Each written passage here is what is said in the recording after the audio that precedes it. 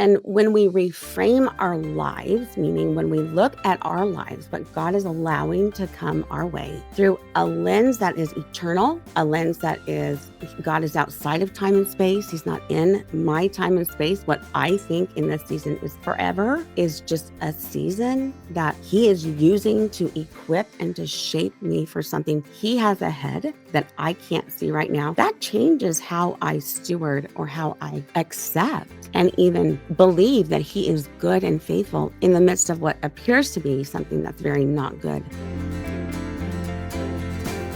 Hey, look out. It's Faith Talk Today. I'm Rick Probst. Hope you're having a great Atlanta weekend. My producer Ezra and I had a chance to talk about something that's near and dear to my heart and near and dear to my guest's heart. It is, as she is, Colleen Swindoll Thompson. And she's an author, speaker, mother, wife. She is the founder of Reframing Ministry. She has a son, Jonathan, 28, much like my son, Jake, who's 25, multiple disabilities. And she has been doing so much for those caregivers like myself. And I did email Colleen earlier and say, I might be a puddle because this is really close to my heart. And watching her story is unbelievable. We're going to talk about it. Colleen, how are you? I'm doing great. Thank you, Rick. It's good to be here. May I say that, and you prayed before we started recording, and just such a sweet, powerful, authentic prayer that touched me deeply. And I'm already a mess anyway, watching your story. If you go to reframingministries.com, whether you have a special needs child or you're going through issues, watch this because it'll just pierce your heart in a good sense. A lot of folks, I think, and I'm not trying to. I don't want to frame this interview as those that have special needs kids and those that don't, but I think that everybody should know just the struggles that we have. To pray for us and do whatever they can. You and I are blessed, and I think you prayed that in the beginning. We are blessed to have special needs children, but there are challenges with those children, and you've had quite the not just special needs child, but I'm going to read this about you. Jonathan is 28, and Colleen has experienced parenting a child with multiple disabilities, domestic abuse, identity theft, medical mayhem, difficult divorce, betrayal from trusted Christians, and a few more things. And she's lived to tell about it, and I'm so glad she is here to tell about it and to help us. So can I say this, that watching that video, and one of my favorite parts probably was Jonathan talking and telling jokes, because Jake's favorite joke since he's been 3 is, why did the chicken cross the road? Now, he never gets the punchline correct. It's always something random, which makes us laugh anyway. Right. Jonathan nails it to get to the other side. One day, Jake said, and this was much later, maybe a teenager, why did the chicken cross the road? And we're waiting, and he says, to get to Chick-fil-A. And I thought that was genius. That is genius, especially because he's going to a place where he's going to get eaten. Yes. But I love that you included Jonathan in that video, and it was heartwarming, it was touching, and it was real. Thank you for doing that. You know, I don't really know where to begin because you have such an amazing story, and folks that will watch that video will see that. Let's talk about reframing.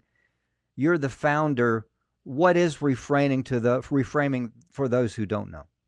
Yeah, it's such a nebulous concept without knowing the background. So it comes out of a psychological or a psychology where you can look at life through one lens, but when you look at it through a different lens, or you change the frame that you put around it, you alter the perspective that you have, let's say, then you'll see whatever you're looking at differently. And I gave a friend an illustration of a telescope and a microscope.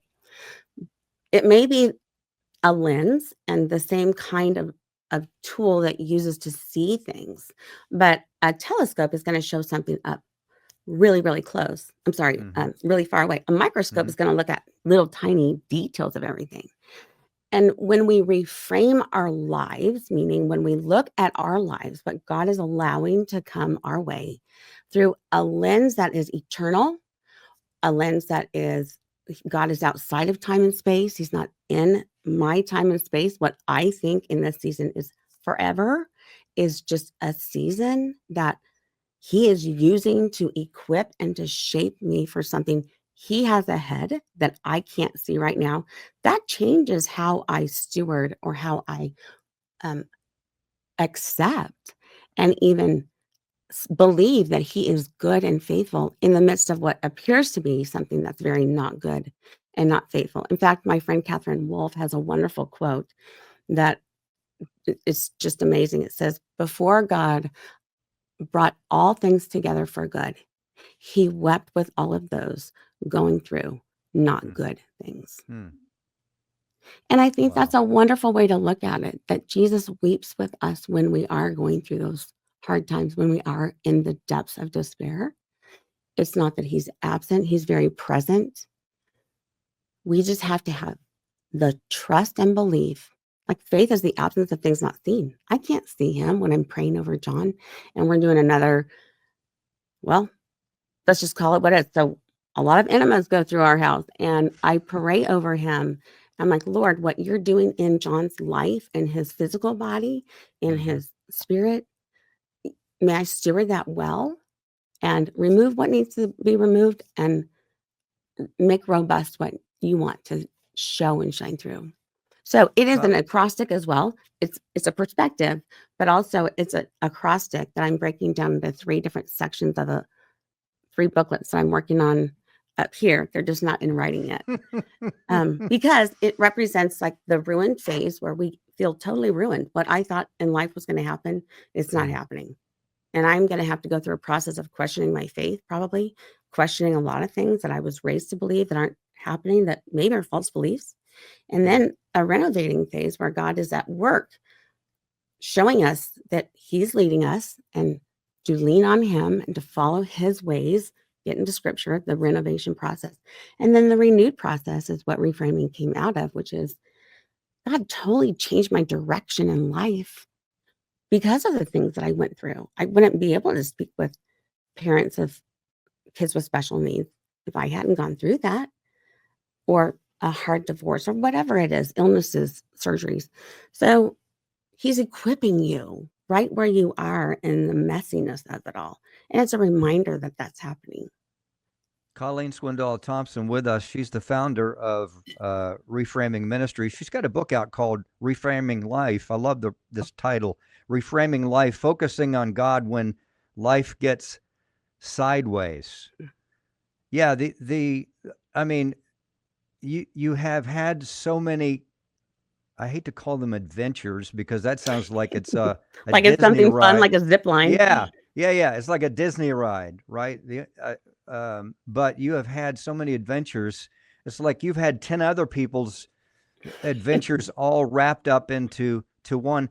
And I love, and listen, you guys that are watching and listening, if you check out reframingministries.com, watch the video because she really gets candid about her feelings.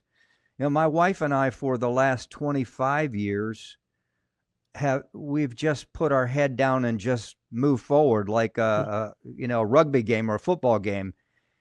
And you learn to get muscle and tough, and sometimes you can get, bitter and cold, but you got to keep moving because you have a special needs son whom you adore.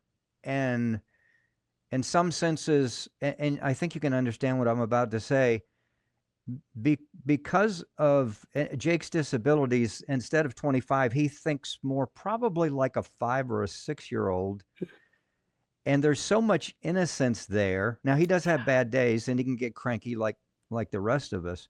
And we're having behavior issues now, or have had for the last few years, that we're trying to sort out and help him.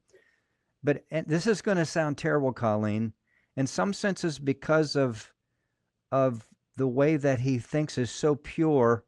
Hmm. I almost don't want him to get fixed like his siblings. Does that sound does that No, it sound sounds bad? very real. No, Bec- no, it's a reality. yeah.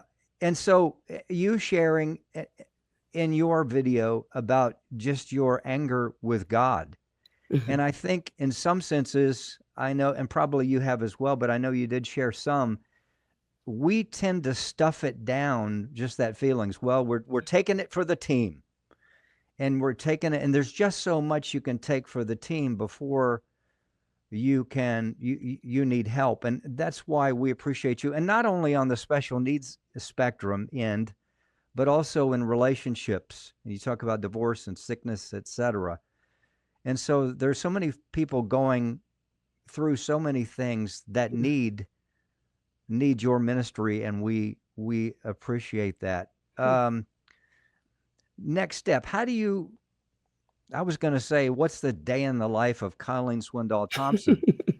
And you may Oh not my want to goodness. you may not want to share that, and no doubt it's full. And plus, may I say this, that you have Jonathan 20, but you also have other children. Right. And I have 2 brilliant granddaughters. Wow.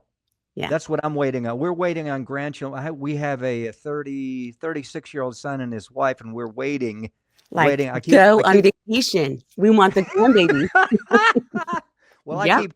I keep telling them, okay, I'm 65. I don't have much time left. You need to Right. hurry this up. I know, right? Come on. Like, I didn't kill you when I was raising you, although I wanted to. So now I got to get, some pay for that. I want the babies. But yeah, 2 granddaughters, which is just Oh, remarkable. I'm envious, and I tell them if by chance you have, I'll love boy or girl, it doesn't matter, grandson or granddaughter, but granddaughters to me, I think would have me wrapped around their fingers in seconds, no doubt. Yes. Yes. I think I'm gonna make a great grandfather. So how do you? We talk about the things, or you talk about the things that you've gone through, and it's a process, isn't it? Because I'm sure there are things, maybe reminders that you face today, tomorrow, next week. How do you stay in the zone of being reframed yourself? Well, that is just an amazing question because for the last 8 or 9 months, as I alluded to in our email earlier, so Jonathan has challenges that are varied with a lot of medical labels, but I did not realize the physical impact of illness and diseases that are very, very hard to find, like Lyme's disease or certain parasitic diseases, just things that a lot of doctors miss. And I put, as I mentioned in the video, a lot of hope and resources in the medical community. And that is a great community for things that are needed medically. But there's also John's genetics, which the medical Mm, community doesn't always understand. So mhm, he had medicine given, and that had the contraindications because he has 6 genetic mutations mm, that cause those medicines to backfire on us. I didn't know that when I was giving that to John 20 years ago. There's so much I didn't know that I was like, yeah, if the medication is going to help him sleep, super duper. And the neurologist said, well, it also can cause this or can cause that. The commercials that we see. Well, it can right, cause right. this to happen and that to happen and your house to fall apart and your head to blow up, all of that stuff. Well, he happens to be that person that will have the contraindication. So, um, a day in my life right now looks like going to 9 specialists Mm, down in Dallas, not knowing why certain behaviors happen because he may have certain viruses and he may have certain illnesses, but he also may have, there's a spiritual dynamic too, right? mm, Where, gosh, how much of this is there a war that goes on? I mm, I think as believers, we often miss the target, which the battle is the invisible battle.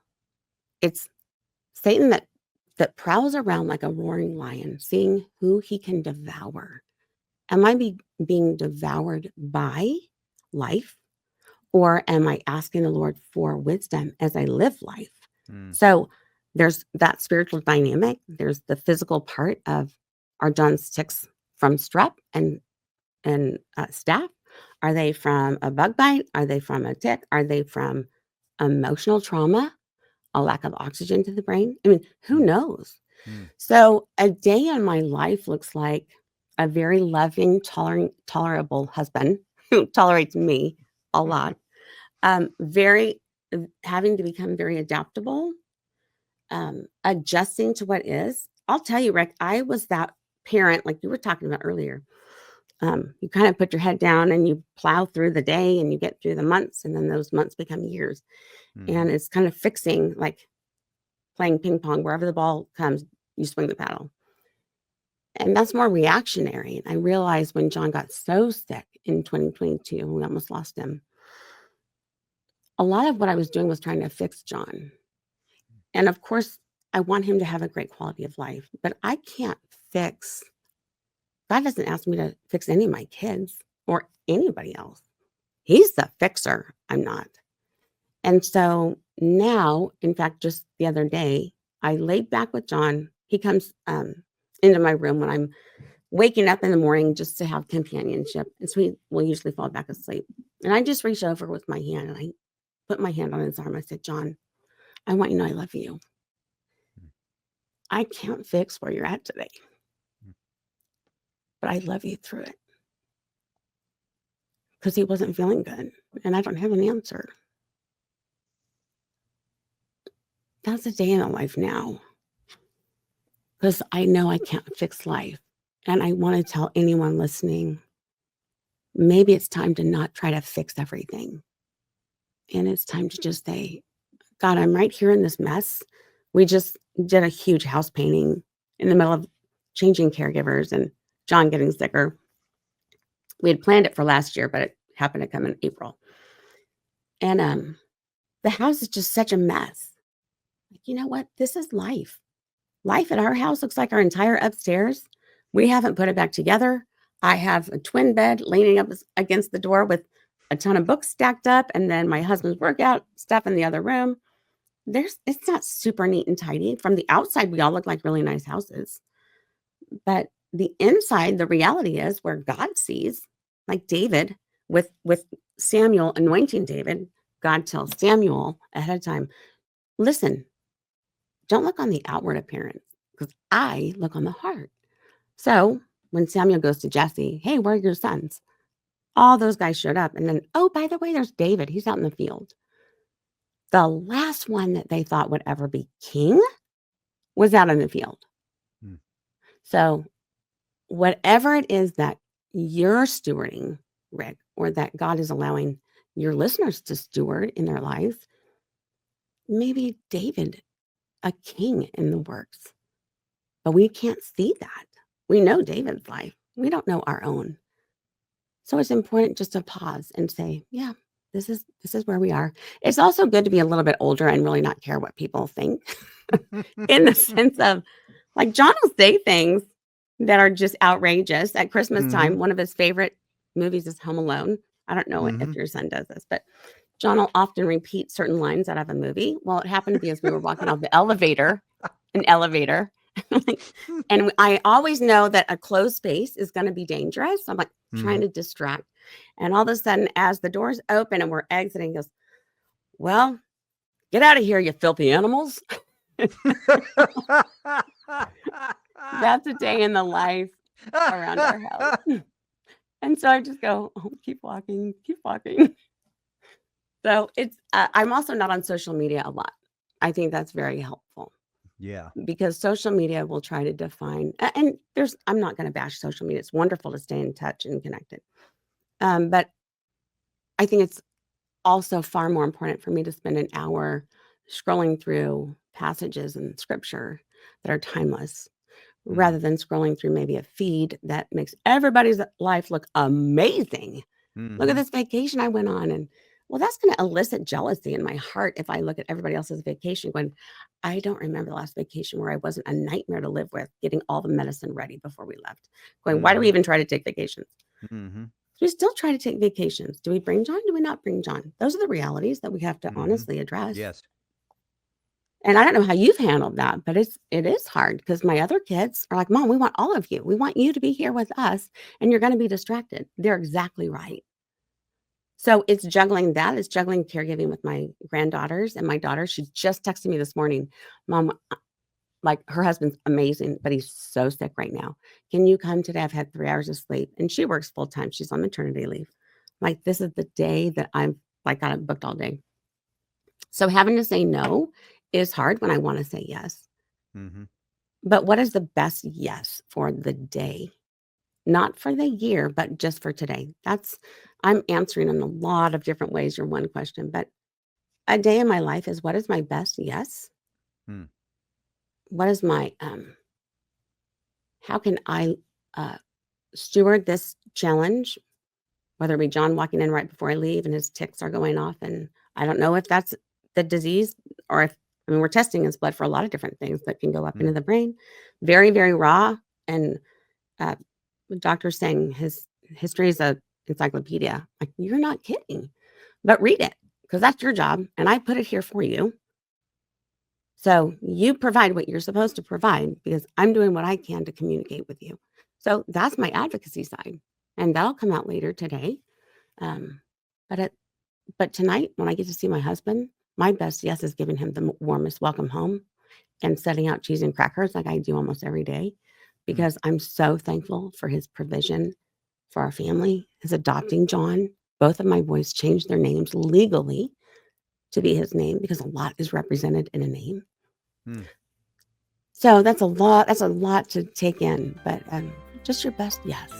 Hey there, if you're enjoying Faith Talk Today, make sure that you click the subscribe button to our YouTube channel and give this video a thumbs up. How's that? Yeah, and help us reach more people, will you? And catch the full audio podcast wherever you listen. Just search Faith Talk Today. New episodes get dropped every Monday morning. So thanks for listening. Now back to the conversation. I love that. It sounds easy, doesn't it? It sounds easy to say, hey, I'll just what's my best yes?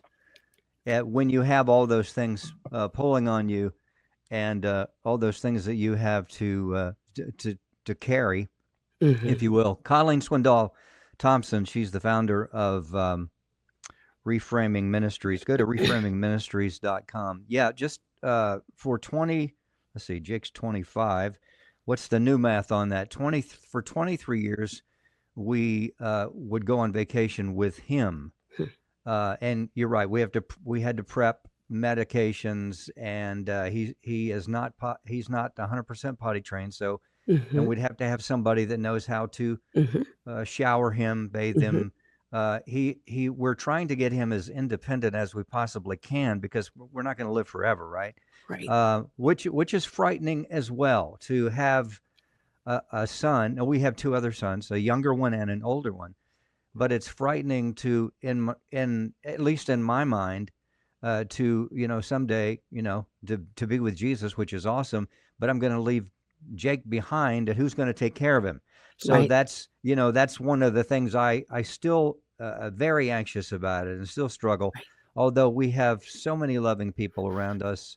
But this year and last year, we were able to have folks watch Jake for a week, and my wife and I got away by ourselves, which we haven't done for 20 some years. Oh, was that great? Oh, it was so great. And listen, we love our family. We love Jake, but you Sure. almost want to go, can we make this 2 or 3 weeks? Or, Absolutely. yeah, but I think this did more good for us, for Donna and I, my wife. We just chilled and we talked, and we, and yeah, sure, we prayed some and we read the Bible, but Oh my gosh, but come on. You guys had margaritas and you were on the coast or in the water, whatever it is. You must have been in the condo next door. I might have been serving those, but I'm going to tell you, when Tobin and I go away, I'm like, I don't care where we go. It just needs water. Because that's my love language, is water and him. Yeah. So just those two. And we don't care. Yeah. Well, also room service is great. I got to say that. Yeah. Yeah. But there's also, Uber Eats or whatever delivery you want. So I was going to ask you, how have you navigated those seasons with 2 other boys? Yeah. It's a juggle. What has Yeah. been that for you guys? Well, the oldest one, because he was older, he spent a little time with Jake, a few years, but then he went on to do his thing. And he loves Jake. But the youngest one has been kind of I don't even know if this is a good way to describe him. I would say a third parent in a sense, Yeah. That's where, and having a special needs child, a son or daughter, depending, for those that are watching and listening. But you have a son. Um, a lot of attention goes to the special needs child, right. and the younger of the special needs child didn't get as much. Right. And so, but this young man, even though I do think he suffered in so many ways, Mm. he took it, and he was like the third parent, and he would be there, and he would be a part of Jake's helping to dress him, or helping Sure. to whatever, or if he's throwing a tantrum. So there have been challenges, as you guys have had, and still have. Right. So how have we? Well, your question, how have we navigated?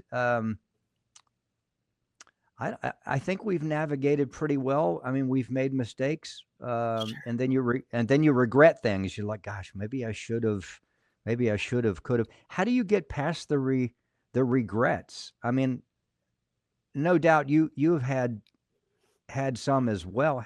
How do you do that? Um, I think that's a choice, Rick. And I have had many that I could pull up and list for you with each of my kids, just in the choices of the way I have lived. Excuse me. And so how do I deal with those? First of all, regret is false. Regret is guilt that keeps hanging on.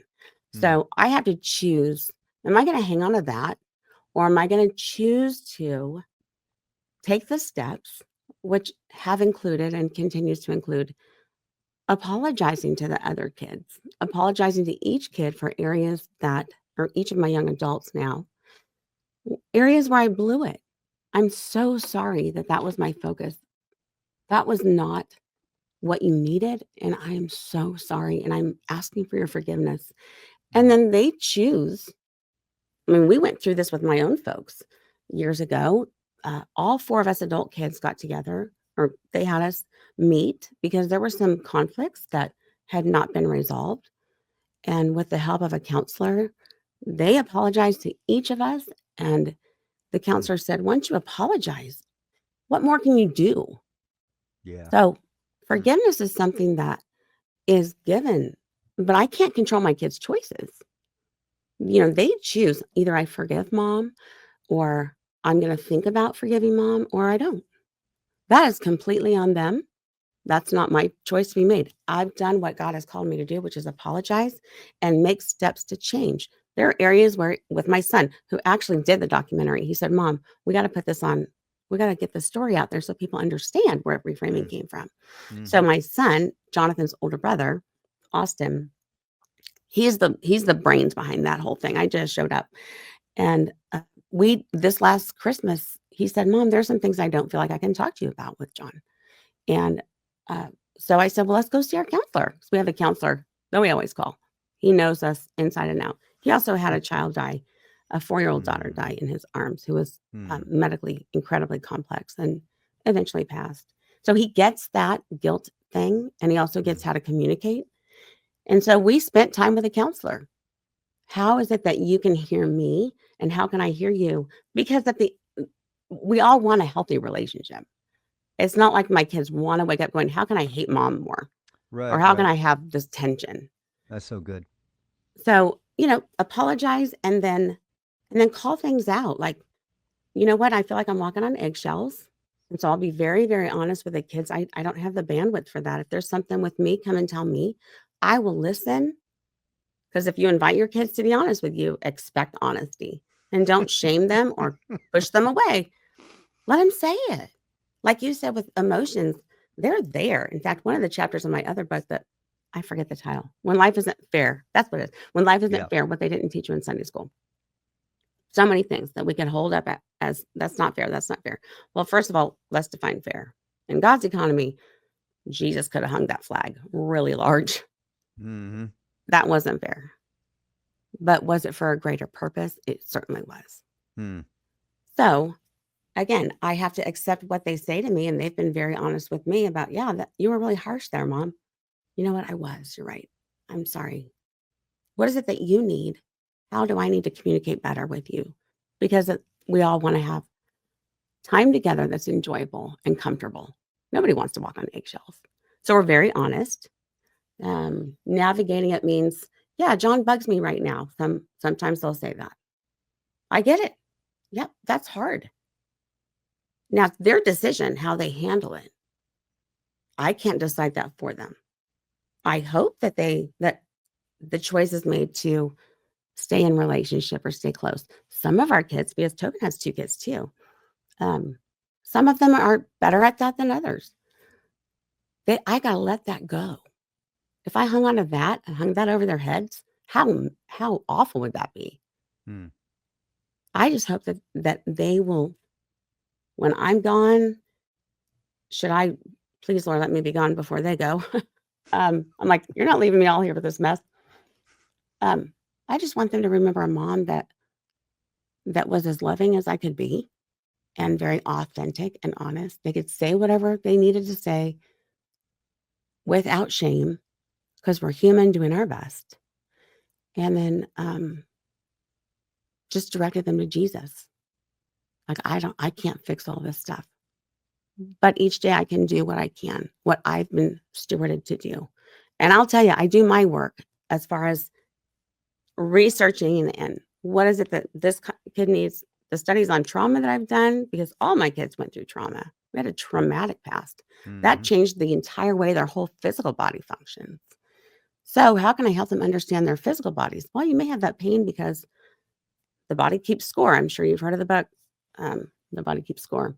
There's just so many different pieces to life, and saying, you know what, Lord, you've got this on my plate. How can I steward it well? If I try to take on the whole world, like when King David went up to be king, I'm thinking of Joseph too. 12 years in the pit before he led a nation, and all his brothers came back. He could have lorded that over them and restricted and punished them. Oh, you're only going to get this much food. No. But you know what he did also? He wept his guts out. And there are times where I have to do that too. Colleen Swindoll Thompson. Wow. For those of you that watch and listen to Faith Talk Today, this is such a candid conversation, and it's just so good. I mean, this goes beyond having a child with disabilities. It touches so many areas, and you've pinged me in so many ways.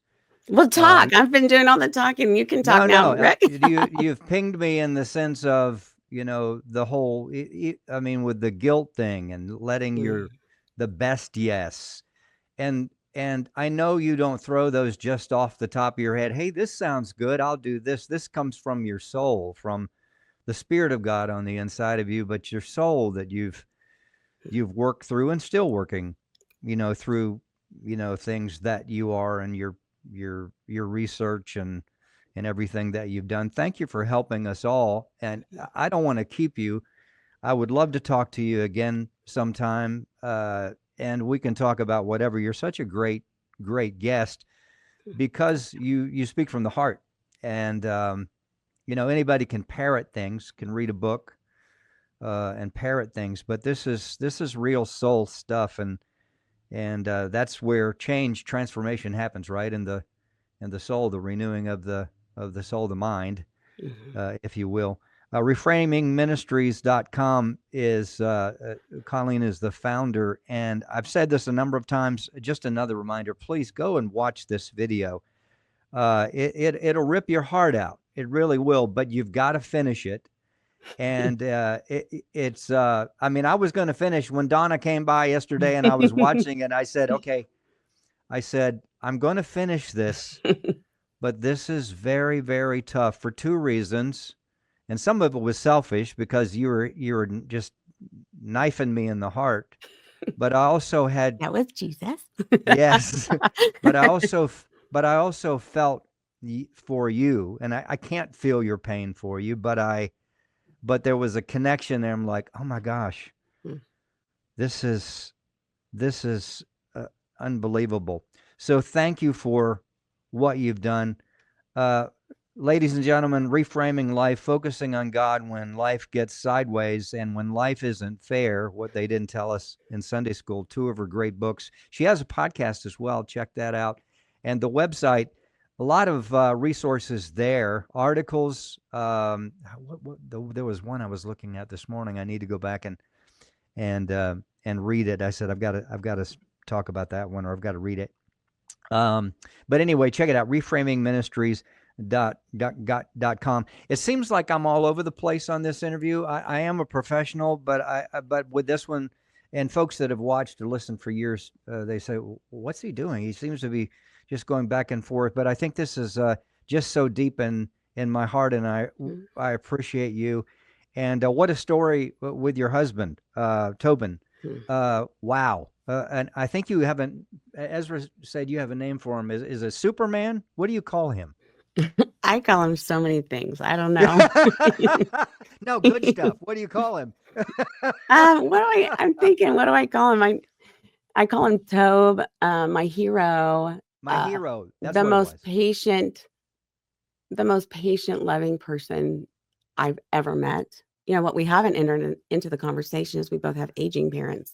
His father passed away several years ago, but his mother is now has been diagnosed with Alzheimer's, so she's in a wonderful place. But he gets up every Sunday, takes her to church. They go to lunch faithfully every Sunday without complaint, then drives an hour in traffic, which I am not a good patient driver. So he never complains. Not one complaint. I'm like, what is up with you? Can't you just say that sucked? That was awful. He's like, but does that change anything? I'm like, yeah, it makes me feel better. I don't take a bat outside to someone. So he really is a good balance. And it also helps that his daughter was born. He was medically very aware because his son had childhood seizure disorder and his daughter was born actually with half a heart. So he was through all of the, he knows what it's like to sit in a hospital and not know if have the doctor say, I don't know if they're going to make it to the morning. So that adds depth into a person if they allow that. Yeah. He went through a hard divorce as well. So I don't know. He just finds me very easy to love. And I'm like, you're crazy, but I like you for being crazy. So yeah, he's wonderful. You'll find the story again on reframingministries.com. Something I was going to ask you, and I guess I had a senior moment, if you will. And it's okay. It's Samheimer's. We've called it Samheimer's because Samheimer's. Yeah, it's we have it. Aging parents. I lost my mother about 7 years ago. So we moved my dad in, who is 89. Whoa. He has his own apartment downstairs. We bought a different house and had it fitted for him. And that can be, I mean, he's got all his faculties. He's, but having your parent live with you in some senses, and I'm sure this is, you've heard this many times from other folks. Sometimes I'm his parent. And I mean, especially for Dad. I mean, he just feels like he can eat anything and survive, which he has. But he's he's eating like I did when I was 18. You're like, Dad, there's going to be rent here. I'm going to have to charge you. I'm sorry. Yeah.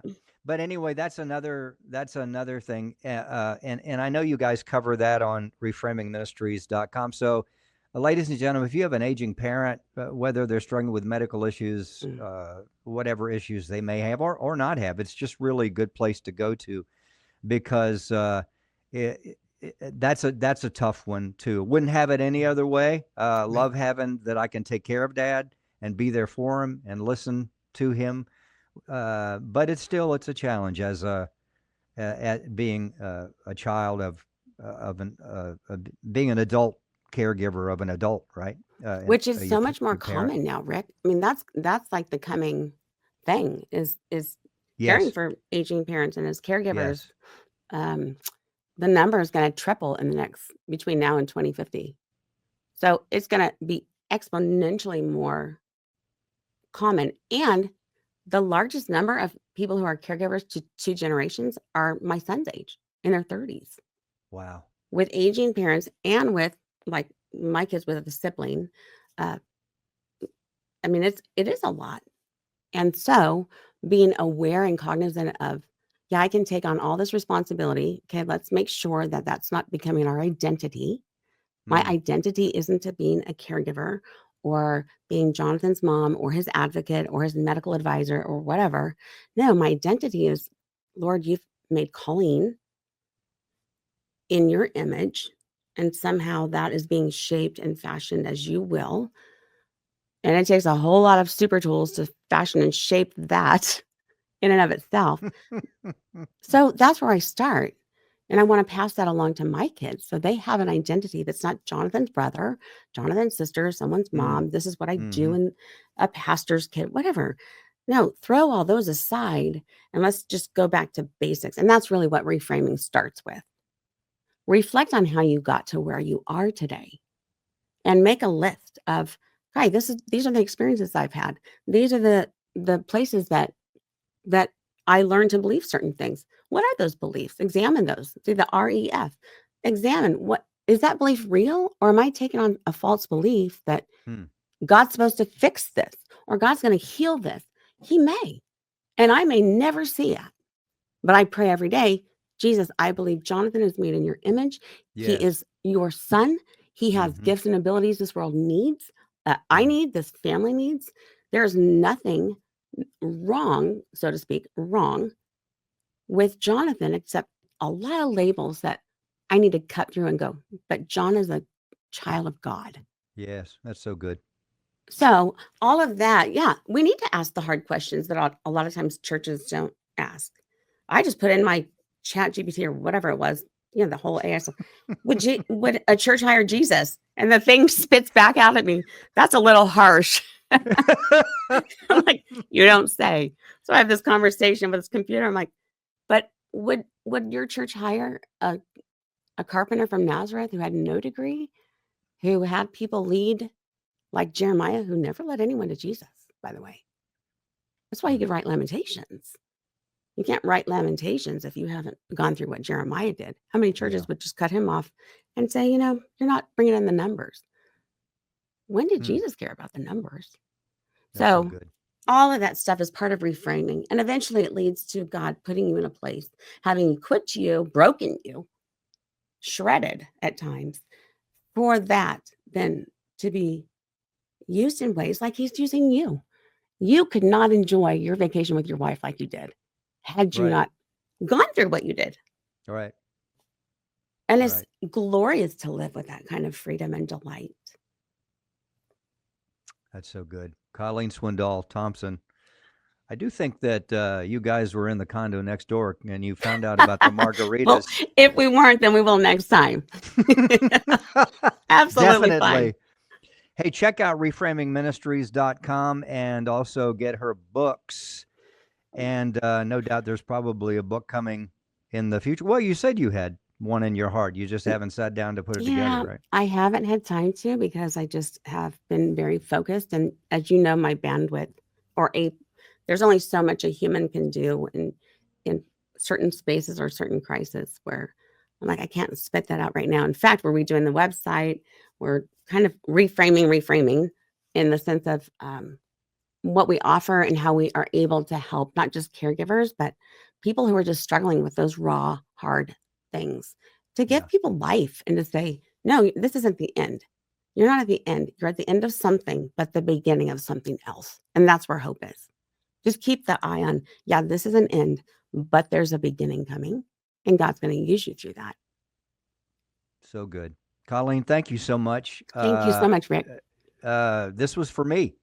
And Good. I know folks watching and listening have gotten so much out of this, but this was for me. Thank you so much. I can't wait for my wife to see this. And I think that it'll do her a world of good, if you will. Reframingministries.com, Colleen Swindoll Thompson. What a delight. Blessings to you and your entire family. Thank you. And let's do this again. Yes. And the chicken does cross the road, right? There you go. To get to Chick-fil-A. Yeah. Thank you. All right. Thanks, Rick.